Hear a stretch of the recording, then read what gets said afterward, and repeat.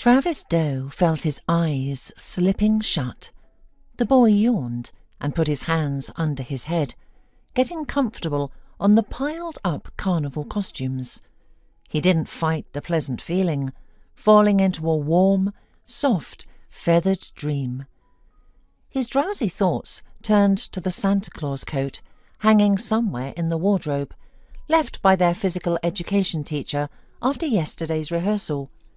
The coat could serve as a blanket, but he was too lazy to get up. The boy was in his usual place, a small room behind the assembly hall. While the school ensemble preferred to rehearse on stage or in the sports hall, this room was where the little artists changed clothes, practiced their roles, applied makeup, and waited for their time while peeking at the ongoing performances.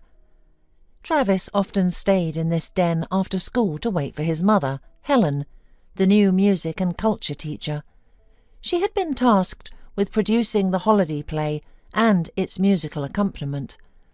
For as long as Travis could remember, his mother adored participating in all school events, staying up late, working on scripts and planning costumes. This year she tried to convince Travis to audition, but he refused, already unpopular with some of his classmates, so that he wasn't about to speed-run his social elimination by playing a wolf or bunny in the school matinee.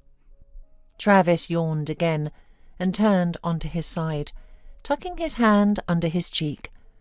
His secluded, dark corner smelled of wood shavings, cardboard and paint, remnants from the senior students' recent work on New Year's play decorations. His mother had conceived a New Year's fairy tale based on The Wonderful Wizard of Oz.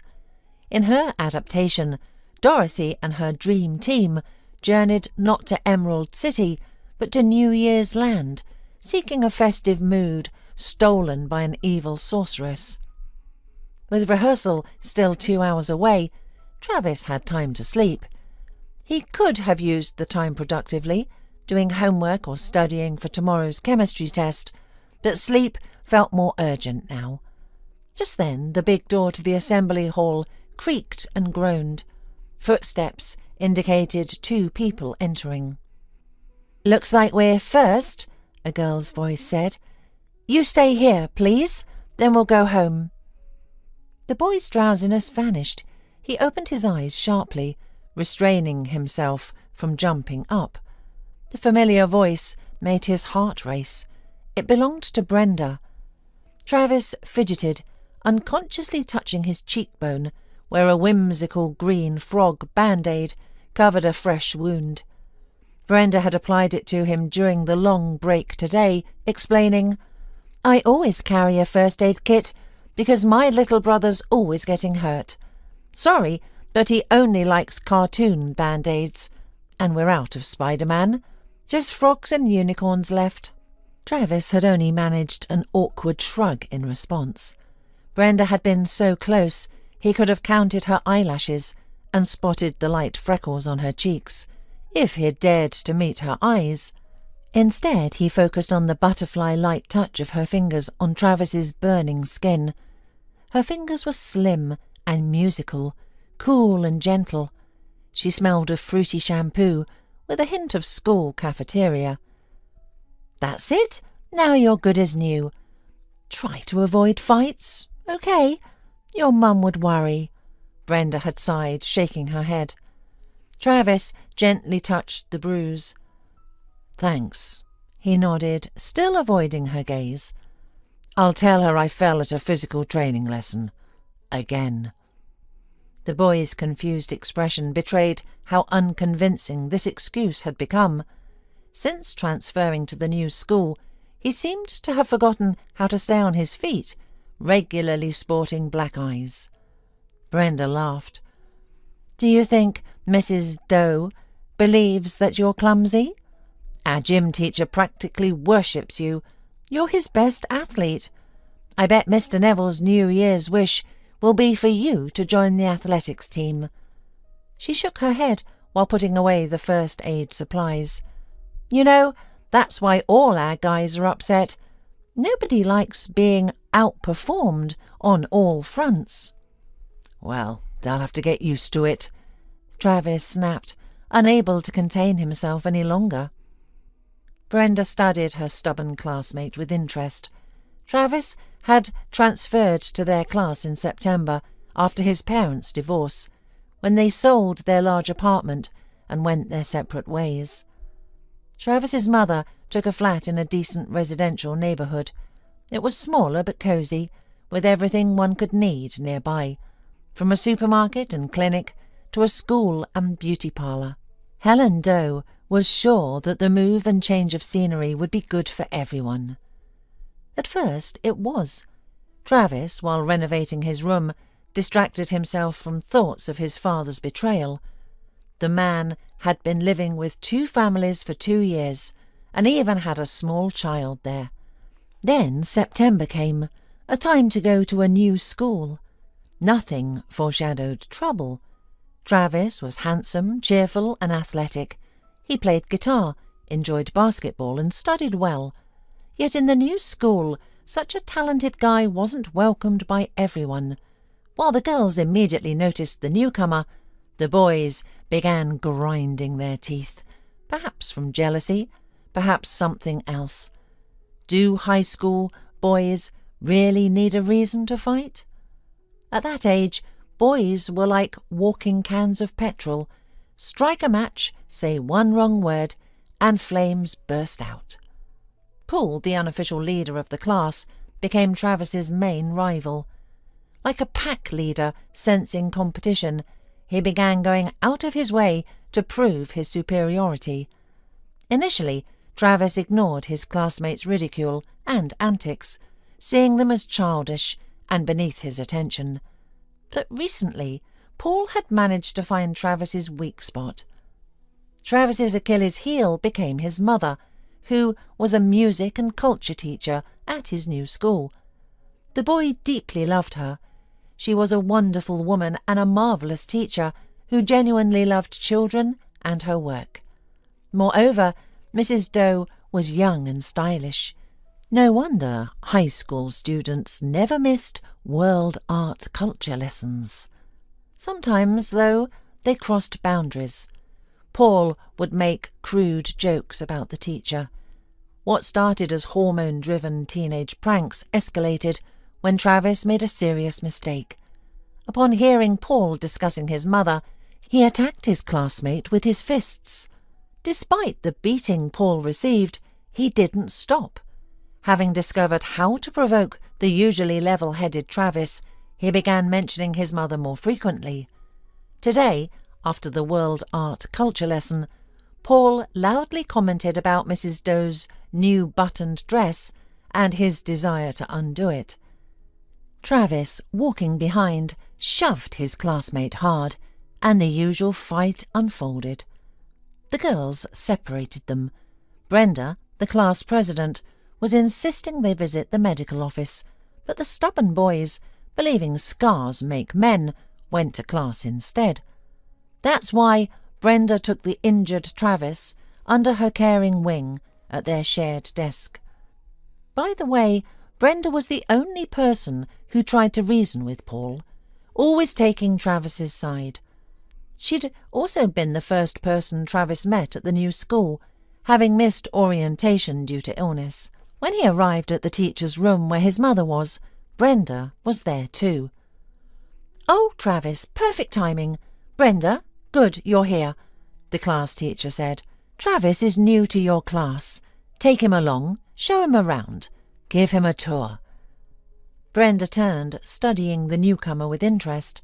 That's likely when it hit Travis. The once sociable boy became tongue-tied.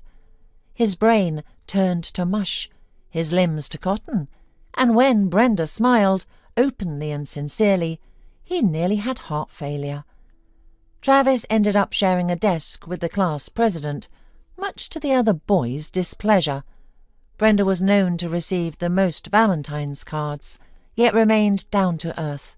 She was a good student, struggling only with algebra. Brenda was most passionate about school activities, participating in competitions, plays and concerts. This probably explained her quick rapport with Mrs. Doe. But interaction with the teacher's son proved challenging. Travis criticised himself for his behaviour, but couldn't help it. His brain ceased functioning around Brenda, along with every other organ. His lungs forgot to breathe, his heart lost rhythm, and his palms embarrassingly sweated. Now Brenda reached for a pencil that rolled between their chairs. They both leaned forward and bumped heads. She laughed, rubbing her forehead. Travis blushed, but retrieved the runaway pencil. "Thanks," Brenda nodded, then touched his forehead. "Are you feeling all right, Travis? Your face is red. They say flu's going around." "Give him a kiss into his tiny brain, Brenda," called Paul, watching jealously from the back. "If I must, I'll kiss you," Brenda grumbled, rolling her eyes. She withdrew her hand and stopped questioning Travis, busying herself with her bag. Travis noticed her ears turning pink. "Why not care about me, Mother Teresa? He split my lip. You should kiss me instead," Paul persisted. "No way," she hummed, tossing her long hair back. "You earned that." Brenda's honey-red hair was thick and beautiful. Travis had never noticed it quite like this before. Her eyes were tea-brown with darker flecks, like leaves swirling in a cup. Brenda and Paul continued trading barbs until the biology teacher entered. The students settled into their seats. "Quiet down, everyone. I know New Year's is approaching, but let's focus. We have a fascinating topic today, the basics of genetics," said the teacher. After the lesson, Paul, going out into the corridor for a break, pushed Travis with his shoulder and muttered in his ear, "Don't get too excited. Brenda is coddling you like a beaten puppy. Don't count on more than that. She was always too kind." Travis, not intending to waste his vocabulary on the bully, explained himself by gestures, showing Paul his middle finger. "Travis, what is this?" the teacher gasped, noticing the obscene gesture. "Nothing bad, miss," the boy found himself quickly. "The thing is that in Japan, the middle finger is not an insult, but a brotherly gesture. In the context of Japanese sign language, it means older brother. Paul has become like a brother to me.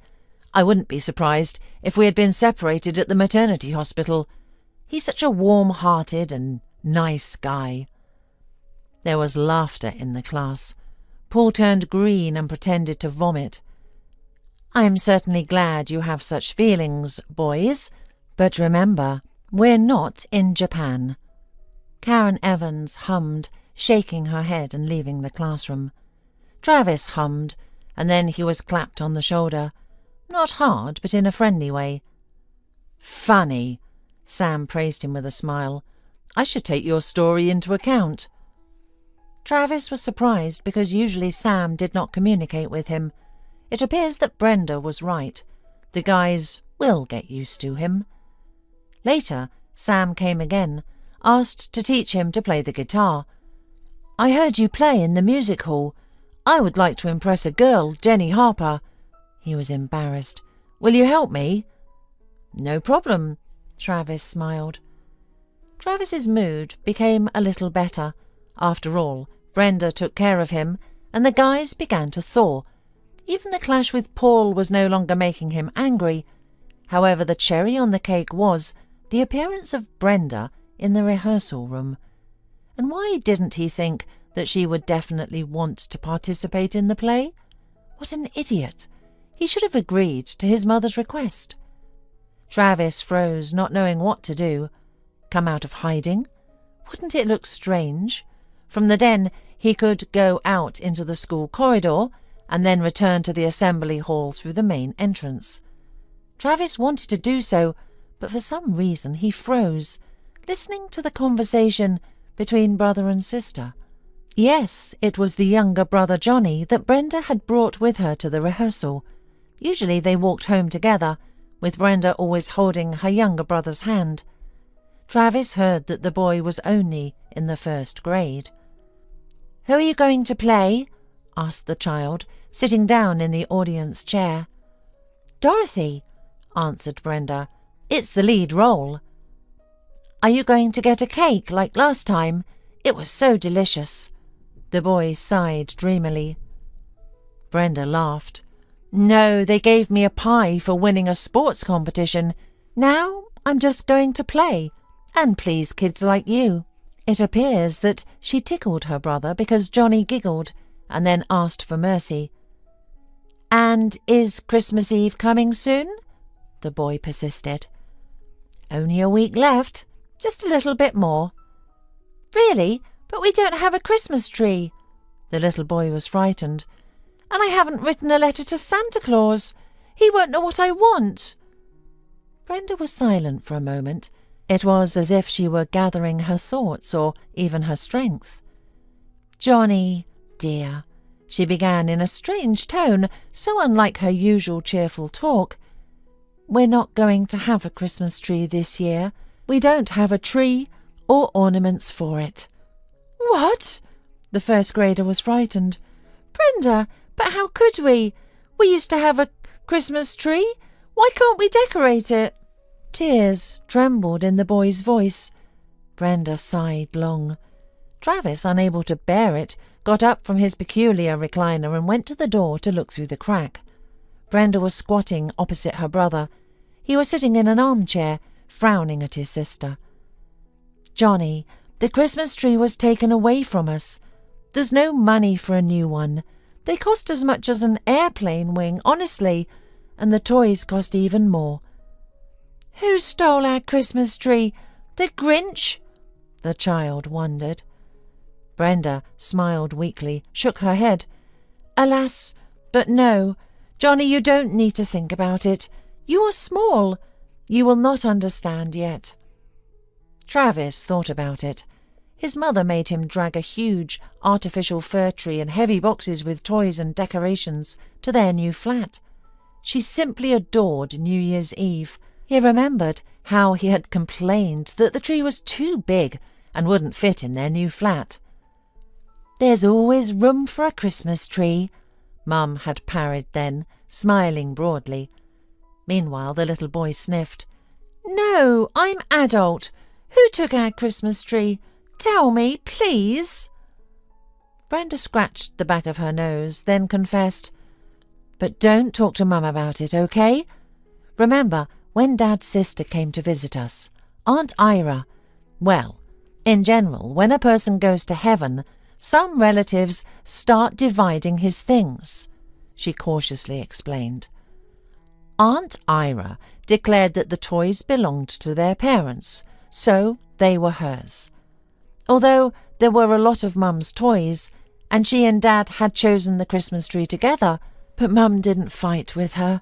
She didn't even know that Aunt Ira had taken everything from the attic. In the girl's voice trembled resentment and pain. "Brenda, but without a Christmas tree?" "Wrong. And where will Santa put our presents?" the boy asked with trembling voice. "Nowhere, Johnny. This year we'll do without presents," Brenda answered deadly. "Have I behaved badly?" Johnny was scared. "No, of course not. You're an excellent boy. Just not always do miracles happen with good people. They only happen in fairy tales, and you and I grew out of them, you know? And for you, this year, we decided to ask Santa for clothes. Your jacket is too small for you, as well as your winter trousers. You're growing up fast." "No!" The child stubbornly stuck out his lip. "I'm only 7 years old. I'm still a little boy. I want to write a letter. I want a Christmas tree. I want to decorate it like we used to. It was so much fun. Remember? Like we used to," Brenda burst out.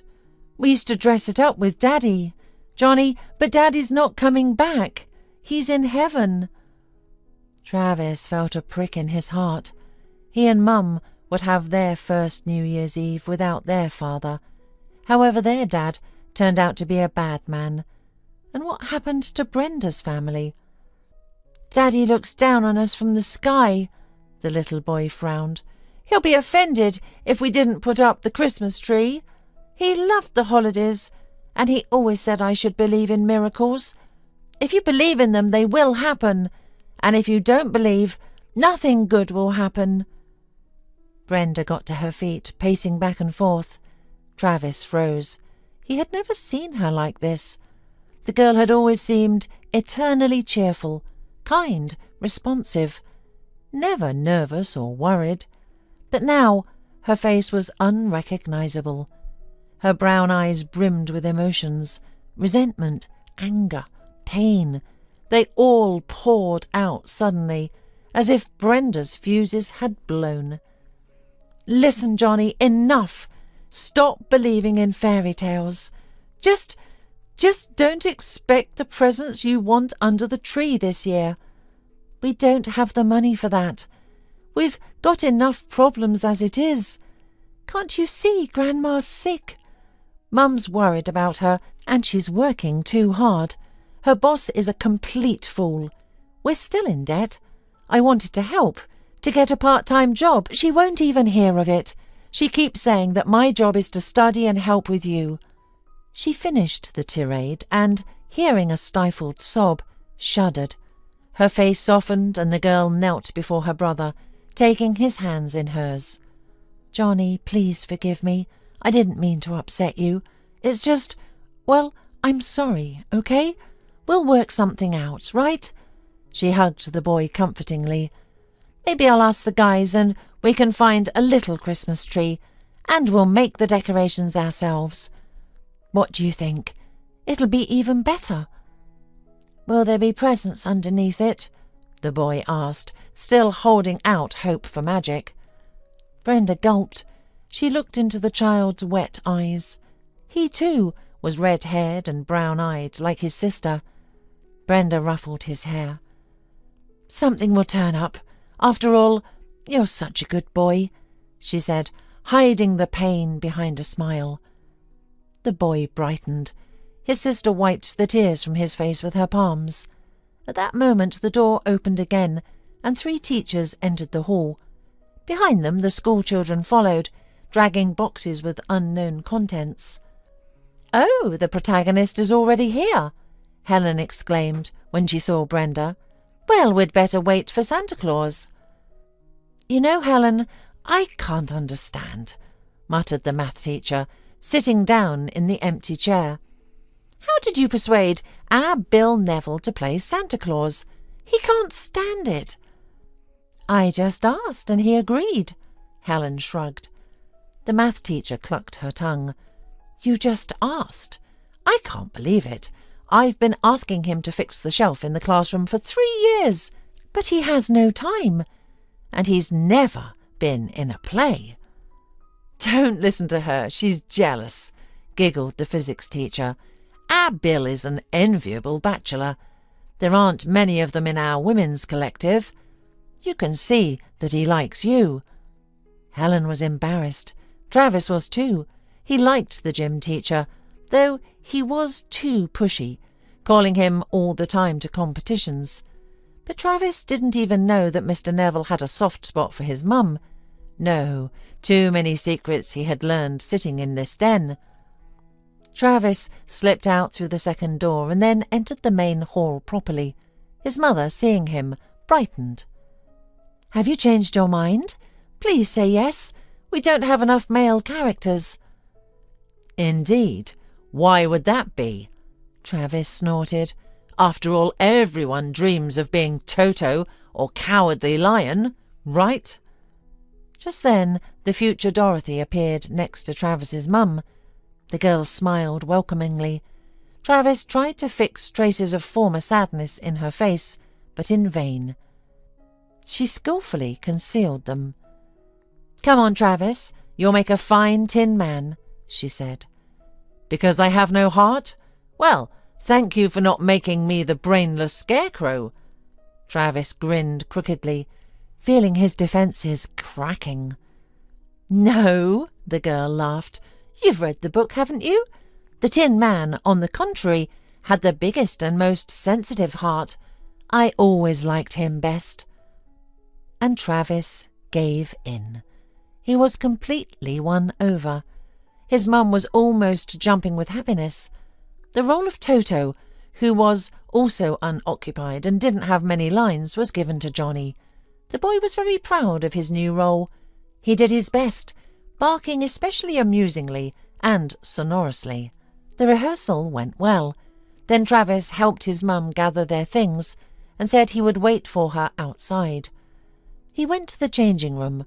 There, before he could put on his jacket, he heard Brenda and her brother again. "Brenda, I think I lost my mittens." Something fell with a thud in the far corner. Brenda must have dropped her bag.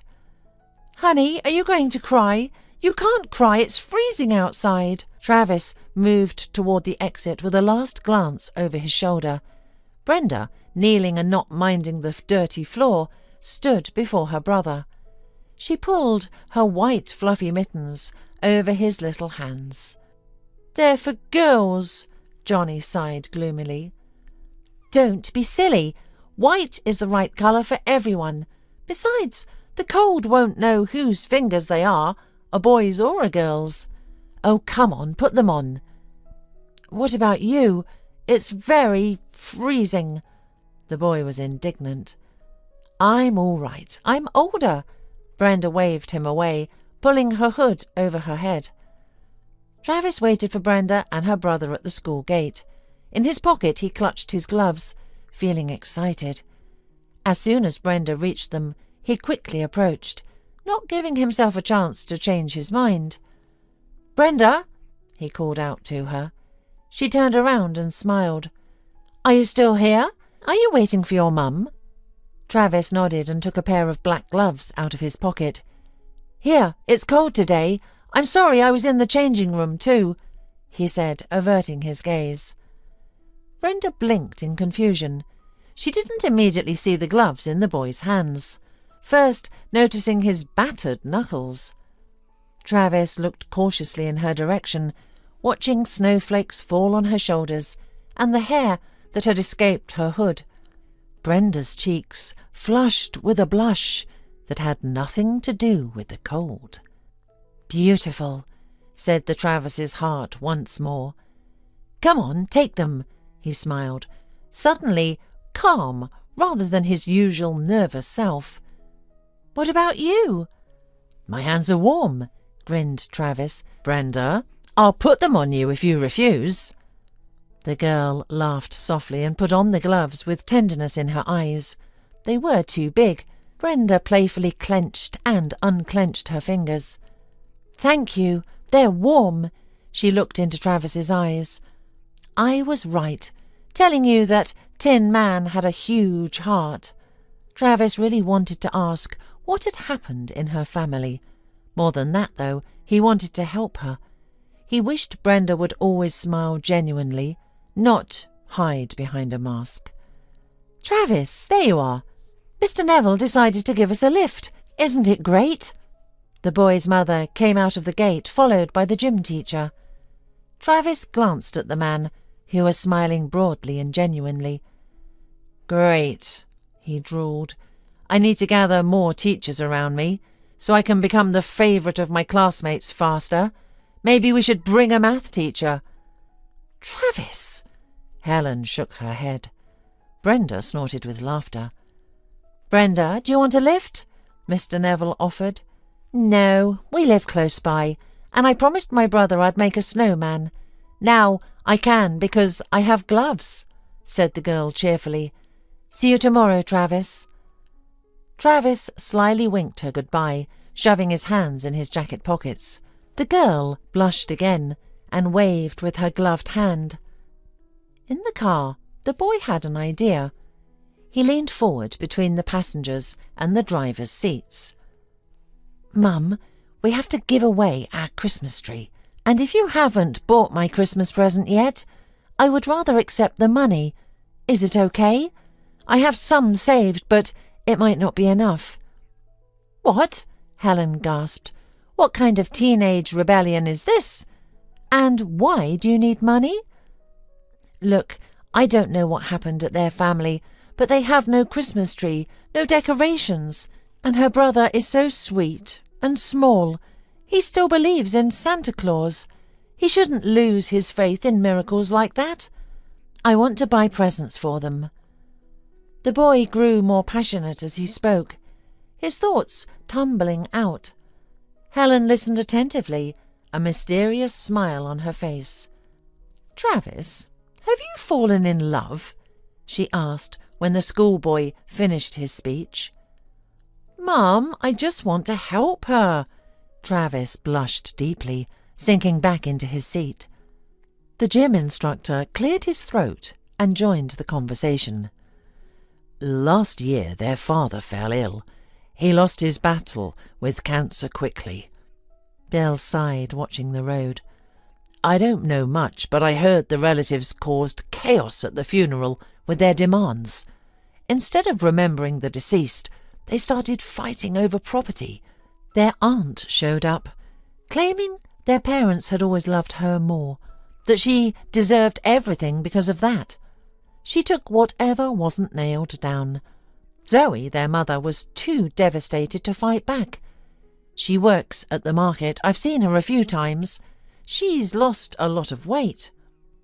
After listening to the teacher, the boy looked at his mum expectantly. "Mum, that evil aunt even took their Christmas tree. By the way, what do we need such a huge tree for? We barely have room for it anyway. But it would make them so happy. Isn't that what holidays are about? Making people happy?" "What do you suggest? Just show up with a tree? That would be strange," Helen mused. "No," Travis smiled wider, sensing his mum's support. "I was thinking we could hire someone to play Santa Claus." "Why hire anyone?" Mr. Neville protested. "I've been told I make an excellent Santa Claus."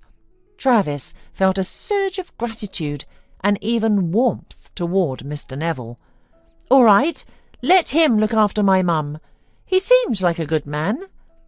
"You know, I could be the Snow Maiden," Mum said excitedly. "And we'll make you, Travis, a reindeer," joked the gym teacher, glancing at the boy in the rear-view mirror.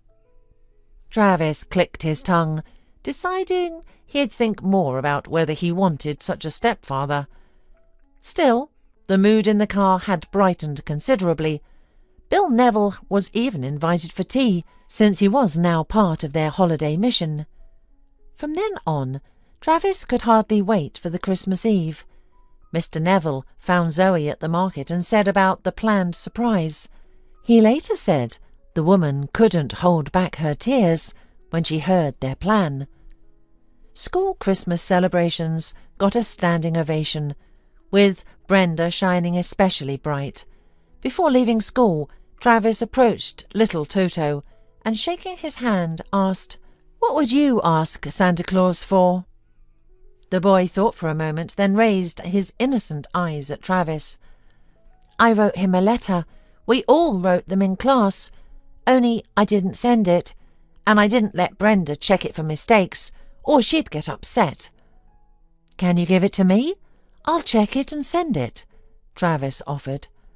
The high school student in his Tin Man costume inspired trust in the boy. He took the letter from his school notebook. "Here." Travis tucked the paper in his pocket and patted the boy's head. "Merry Christmas and Happy New Year to you. I'll make sure your letter gets delivered. But it's our secret, okay?" The little boy beamed and nodded. And so Christmas Eve came. While the world slept, a miracle visited Johnny's flat. It didn't come through the window or down the chimney, but through a carefully opened, quietly creaking door. "Brenda!" squealed Johnny, jumping on his sister's bed. "My God, Johnny, what time is it? What are you doing up so early?" The girl startled awake. "Brenda!" The boy started bouncing on the mattress. "It's Christmas today, and a miracle has happened. You said there would be no Christmas tree, but there is. A huge one. It's full of ornaments, balls, toy animals, candy, even cars." "Are you sick or what?" the girl mumbled sadly. They had a Christmas tree, but a poor one, just a few branches Brenda had brought inside and clustered together, decorated with homemade toys. "Let's go! Get up! Come on, I'll show you!" The child hooted excitedly, grabbing his sister's limp arm and pulling her from under the blanket. "Where are you dragging me?" muttered the girl, her bare feet slapping on the cold floor. As she reached the living room, she was shocked. Her sleep-swollen eyes widened. There stood the Christmas tree. Beautiful and colourful. "There are presents here," Johnny announced. He ran to the tree and touched the toys carefully, as if afraid they might disappear, then stepped back to admire it again. "I didn't open the presents. Mummy said to wait for you," the boy told her. Brenda, blinking, shifted her gaze to her mother and grandmother. They were both already dressed at this hour, dressed up even. Grandma had put on her best scarf, as if renewed with strength, and Mum had even applied lipstick. Miracles indeed. The women smiled as they watched the children. "Mum, but how? From where?" Brenda whispered, unable to believe her eyes. Zoe smiled slyly. How long had it been since she had smiled like that? After losing her husband, she had always been tired, and now it was as if her strength had returned to her, or perhaps a belief in miracles. "Can we switch on the lights?" Johnny asked, jumping up and down beside the Christmas tree. "No," Mum smiled mysteriously. "Only Santa Claus can do that." And then, as if obeying her voice, came a knock at the door. Not a ring, but a knock. Boom, boom, boom. "Johnny, run, open up." Zoe clapped her hands. "Who could that be?" Brenda staggered back into the corridor in shock, then followed her brother. Johnny had already grabbed the doorknob and pulled it down, letting in the cold air. "Well, hello, hello," Santa Claus said, leaning on his staff and dragging in a sack of presents. "Do the boy Johnny and the girl Brenda live here?" Brenda covered her mouth with her palms. She didn't know whether to cry or laugh. She recognised the PE teacher immediately, though naive Johnny clearly saw him as a real wizard. Next to Mr. Neville stood the Snow Maiden, their lovely, sweet-looking music teacher. How pretty she was in her blue coat. And then Travis entered the flat. He was smiling, embarrassed but genuinely happy, wearing funny antlers on his head. Travis met his classmate's gaze and winked at her again. Brenda felt hundreds of butterflies flutter in her stomach. The festive morning at their house turned out magical. And what extraordinary presents Santa Claus delivered from his sack. "Ah, I got your letter, Johnny," said the man. "Snow Maiden, read us his wish list." The music teacher took out a piece of paper and read what Johnny wanted for Christmas. "Dear Santa, I love you very much and I am waiting for you. Please make my family happy. Bring Grandma a beautiful dressing gown because she has an old one. Perfume for Mum. She loves perfume. And for my sister Brenda, a beautiful princess dress. And you can give me nothing," the boy had written. While Helen read and Johnny's family fought back tears, Travis and Santa Claus were already distributing presents. In the bag were a dressing gown, perfume, and even a dress and cosmetics for Brenda. "Well, Johnny, for you, with such a kind heart, we chose presents ourselves," Santa Claus told the delighted boy, nodding toward the tree. "They're all yours." Johnny received a railway set with a cool train, a teddy bear dressed as a footballer because Johnny dreamed of playing football, a new ball and new gloves. When it was time to bid farewell, Johnny hugged Santa Claus and Snow Maiden. Travis, as a reindeer, got a child's hug too. While Johnny was distracted by presents, Zoe quietly asked her guests, "Will you come to celebrate with us? We'll set the table. It's the least I can do to repay your kindness." "No repayment needed, but we'd love to spend the holiday together," smiled Helen. "I'll bring treats too." Bill nodded, giving the woman a tender look. All the guests left. Brenda, forgetting she was still in her pyjamas and barefoot, rushed after Travis to the stairwell.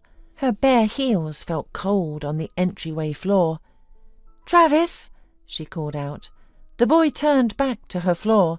"Why did you run out? You'll catch a cold," she scolded gently. Brenda stood on tiptoes, her heart pounding, and kissed him on the cheek. "Thank you," she breathed. "Thank you so much." Travis touched the spot where the frog band-aid had once been and where now the girl's kiss burned. "And they say dreams don't come true."